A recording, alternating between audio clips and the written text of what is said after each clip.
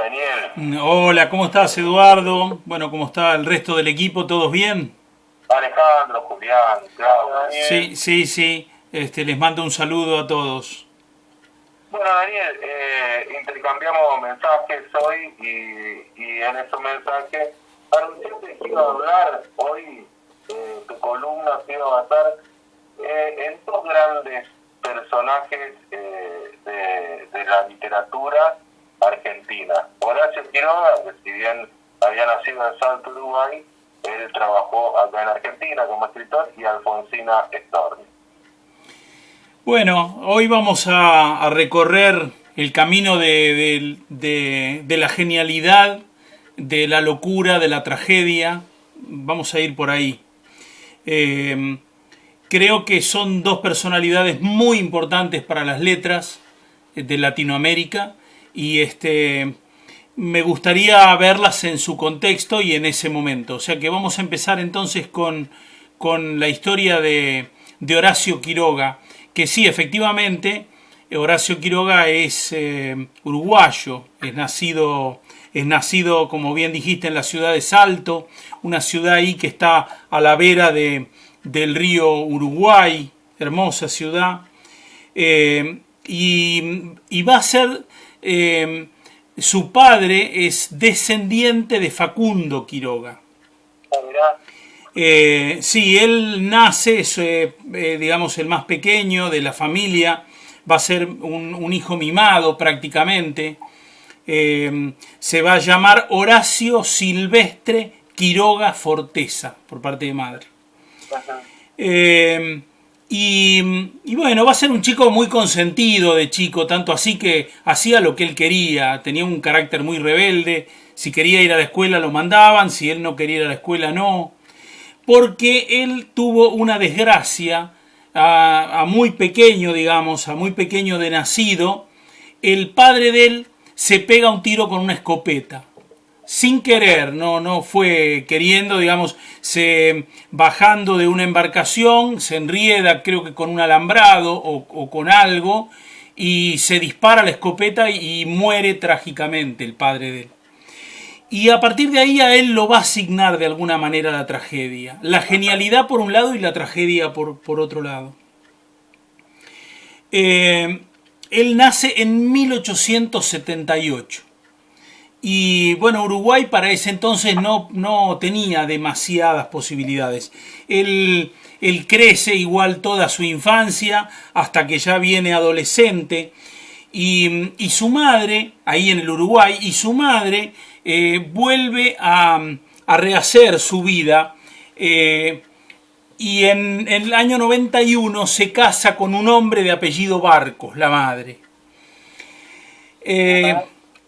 Tiene la desgracia, este hombre, que a los pocos años tiene un derrame cerebral. El padrastro de él tiene un derrame cerebral y al poco tiempo se termina suicidando con una escopeta. También se pone la escopeta en la cabeza y se mata el padrastro, digamos. Él era un adolescente para ese entonces. Y bueno, a él todo eso le hace muy mal, lo deja muy traumado.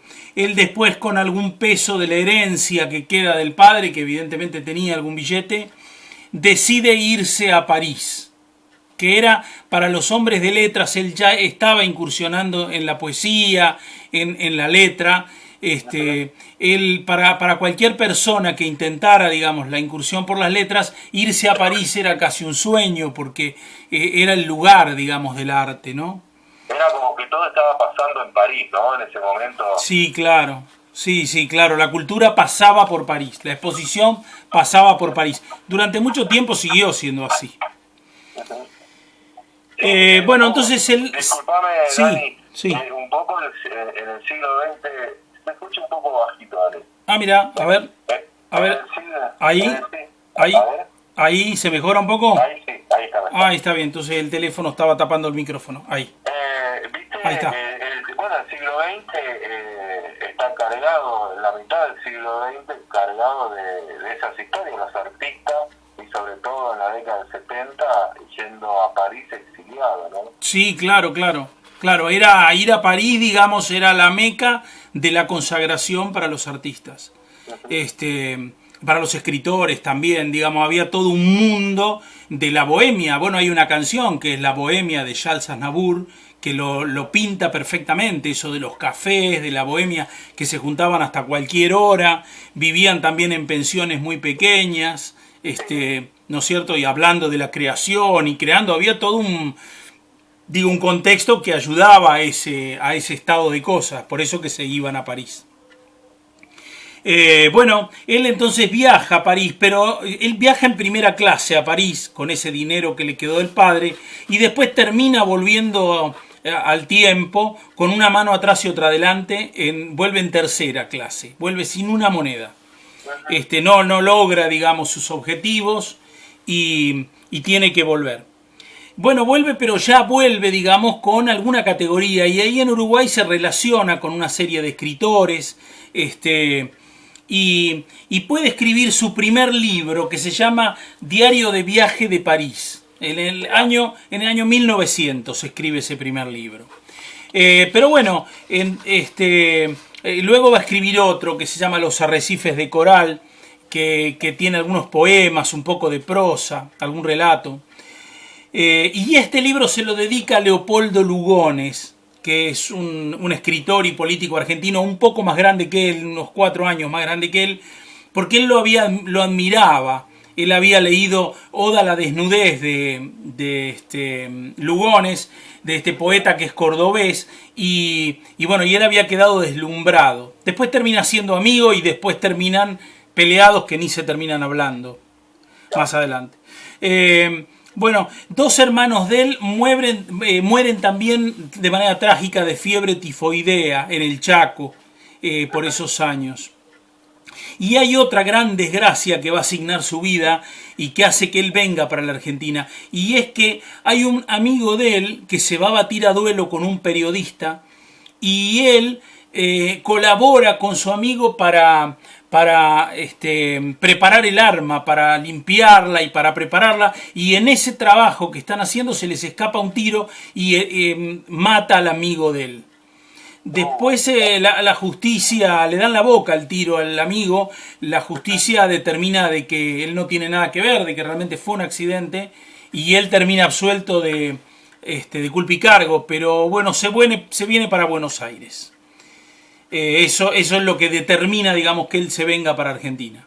Acá consigue trabajo, creo que en la Cultural Inglesa, como profesor de literatura, y empieza a publicar algunos cuentos en algunas revistas que ya circulaban acá, que había una circulación. Buenos Aires ya en ese entonces tenía un eje cultural importante. Estaba la revista Caras y Caretas, que fue muy, muy importante, digamos.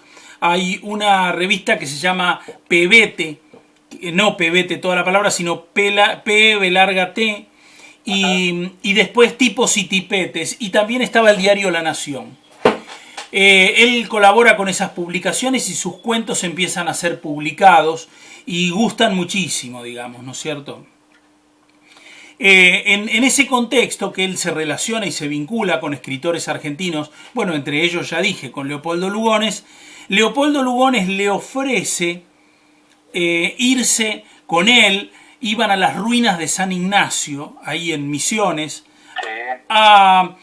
le propone acompañarlo como fotógrafo, porque entre las cosas que hacía Quiroga, él le gustaba la fotografía.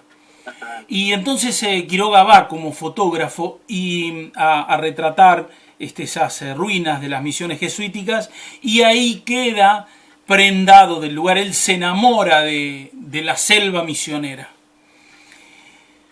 Se queda deslumbrado con ese lugar, y tanto es así que un poco más adelante, apenas unos años más adelante, obtiene un crédito y se compra una chacra de 185 hectáreas, ahí cerca, digamos, entre medio de las ruinas de San Ignacio y la vera del río Paraná. Digamos, prácticamente ahí a la vera del Paraná, él compra 185 hectáreas, casa que hoy está y se puede visitar, es casa museo, la casa que después él mismo hizo con sus manos. Bueno, mientras está con todas estas cuestiones, se enamora de una alumna. sus amores van a ser amores conflictivos y difíciles porque siempre se va a enamorar de chicas jóvenes. En este caso se enamora de una alumna que se llama Ana María Cires, que tiene 19 años nada más. La chica era de Banfield. Y bueno, los padres eran franceses, no querían saber nada con que se case con él. Así todos ellos se casan igual. Y se va, él pide licencia ahí en el trabajo que tenía de profesor. Y se va a vivir a la selva, a este lugar precario, esta casa precaria que ya estaba construyendo él ahí. Hay que entender que eso es selva hoy, era una selva prácticamente cerrada en esa época, ¿no es cierto? La Hoy suegra... ¿Eh? Hoy ya es ciudad casi todo esto, ¿no? Está muy poblado. Sí, bueno, claro, está muy poblado porque las ruinas jesuíticas son una parada turística, digamos, ¿no? Claro. Para incluso el micro con turistas, o sea que sí, es ciudad, pero de todos modos, en ese entonces eso era selva absoluta. Claro. La suegra se va ahí porque para no dejar sola a la hija se va a vivir también. Y bueno, ahí en el medio de ese calor sofocante, con esos ruidos de la vegetación, de los pájaros, y bueno, empiezan a vivir ahí, nace ahí su primera hija. Él consigue un trabajo como juez de paz. Ahí logra que con algunas vinculaciones que tenía, que lo nombren juez de paz. Pero era un hombre muy, muy desprolijo desde el punto de vista de las anotaciones, y parece mentira que un hombre que era escritor, y iba anotando todos los defunciones, los casamientos, los nacimientos, todo lo anotaba en papelitos. Y esos papelitos los tiraba dentro de una lata de galletita, esa lata de galletita que tiene en el vidrio adelante. Bueno, tanto así que se conserva la lata de galletita, y hoy yo les mandé una foto a ustedes de la lata de galletita con los papelitos adentro. Sí, una cosa de loco. A los 2 años nace la hija, y al siguiente van a ser un hijo varón. Y bueno, ahí la convivencia se pone dura, digamos, especialmente para la mujer, que está absolutamente aislada, está sola, prácticamente sola. Él tiene una manera de ser machista, digamos, que era para la época, digamos, era la forma, ¿no es cierto? Él se llevaba a los chicos, por ejemplo, a la selva, prácticamente todo el día se los llevaba para que los chicos conocieran los peligros de la selva. Estamos hablando de chicos de 3 años, 4 años, ¿no? Le dedicaba todo el día a unos cultivos que él tenía de yerba mate, y también estaba probando hacer vino o vinificar, digamos, la destilación de las naranjas, con el alcohol de naranja, sí. Y también tenía una pequeña fabriquita un hombre muy emprendedor, de dulce de maní. Y bueno, y aparte también tenía un taller, trabajaba madera, a él le gustaba mucho trabajar la madera. Y aparte tenía una moto, restos de la moto se conservan ahí en ese museo que es la casa. Y una lancha que él mismo hizo, y también se dedicaba a esas cosas. Y entonces, bueno, la mujer estaba prácticamente todo el día sola. Y él se iba prácticamente todos los días a un bar que había, no un bar, esas pulperías que había de hombres de campo, y muchas de las ideas las sacó de ahí, de esas juntadas con sus amigos, donde tomaban hasta a cualquier hora de la noche. Fue una tragedia porque su esposa se suicida ahí. La esposa, digamos, desesperada, más o menos a los 4 años, se toma el cianuro, uno de los líquidos que él tenía, porque él tenía el taller de revelado de fotografías, y se toma el líquido del revelado y se suicida ahí. La mujer está enterrada en el cementerio de San Ignacio. Bueno, él va a vivir con los hijos, va a volver con los hijos a Buenos Aires, y esa va a ser la época más prolífica de él, digamos. Él escribe prácticamente los mejores cuentos, cuentos de la selva, El salvaje en 1920, Las sacrificadas, El hombre muerto, Anaconda. y Los Desterrados en el 26, que es considerado casi por la crítica como el mejor libro de los que escribió. Bueno, él después saca solo, en el año 22, vuelve a escribir para algunas revistas, para el mundo argentino, incluso la revista Villiquen, que ya había salido. Bueno, entre el 19 y el 22 él conoce, en alguno de esos círculos literarios que había, conoce a Alfonsina Storni. Y Alfonsina queda maravillada por él. Era un hombre deslumbrante desde el punto de vista del conocimiento y del modo de vida que tenía. Y ella, que andaba medio a la deriva también, es como que medio se queda enamorada de él. Pero le consulta a un amigo, porque él le ofrece irse a vivir de vuelta a la selva a ella. Y ella le pregunta a su amigo, que era Quinquela Martín, y Quinquela le contesta una frase que es histórica, dice: ¿con ese loco? No. Directamente. Bueno, después se enamora de otra alumna, una chica de 17 años. Los padres nuevamente se oponen, le lleva 30 años a la chica. Y sin embargo, bueno, se va con la chica para allá. La convence para irse y se va para allá. La chica tiene 20 años. Quiroga, dije, le llevaba 30 años. Y un año después tiene una hija con esta chica.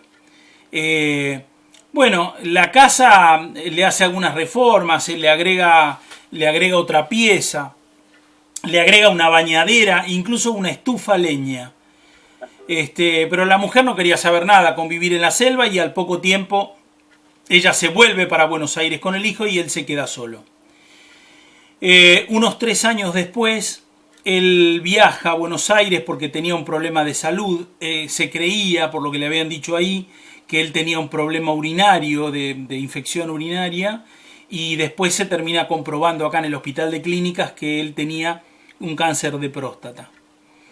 Y bueno, él estaba solo ya. La mujer lo acompañó igual en ese periodo, ya separada de él, pero lo acompaña, y él absolutamente solo le dice a los amigos que los últimos años incluso había escrito por dinero. Ya no tenía prácticamente interés. Cuando los médicos le comunican el diagnóstico final, bueno, él pide salir a caminar y va a una farmacia y compra cianuro en la farmacia. Y vuelve al hospital y esa misma noche toma el cianuro y se termina muriendo al día siguiente. No tenía dinero ni siquiera para el sepelio. Lo termina pagando Natalio Botana, que era el director del diario Crítica en ese entonces. Bueno, esa es la historia del escritor uruguayo, casi Dani, que nos... perdón que te corte, sí. Pero Natalio Botana también merece todo un capítulo en la columna. Ajá. Bueno, ya vamos a trabajar con eso. Sí, ya vamos a trabajar. Yo la historia de Natalio Botana no la tengo tan clara. Tenemos que trabajarla un poquito. Así es, sí. Es velado en la Sociedad Argentina de Escritores, que él mismo colaboró a fundarla junto a Leopoldo Lugones. Ya dije, Leopoldo Lugones no se hablaba con él. Y ahí lo despide Alfonsina a él. Las palabras de despedida las dice Alfonsina. Ella dice: morir como tú, Horacio, en tus cabales, y así como en tus cuentos, no está mal. Un rayo a tiempo y se acabó la fiesta. Allá dirán. Bueno, los restos de él son llevados a Uruguay y allá tienen mejores honras fúnebres que acá. Acá era un hombre también resistido porque era un hombre muy discutidor y bueno. La cadena de tragedias continúa porque al año siguiente la hija menor de él se suicida. El hijo de él lo hace en 1952 y su otra hija lo hace en 1988. Todos se suicidan también sus hijos. Bueno, este escritor fue durante mucho tiempo considerado el Edgar Allan Poe de Sudamérica. Justo te iba a decir eso, Dani, que su historia a mí siempre me remitió a Edgar Allan Poe. Sí, Sí, él había leído a Edgar Allan Poe y quedó fascinado, bueno, como tantos escritores y como tantos que intentamos escribir hemos quedado fascinados con los cuentos de él. Y también él había quedado fascinado con el libro de la selva, escrito por Rudyard Kipling. Y después él hace más o menos lo mismo, porque él escribe un cuento de animales, un libro con cuentos de animales que se llama Los cuentos de la selva, que son los cuentos que él le contaba a los hijos de él.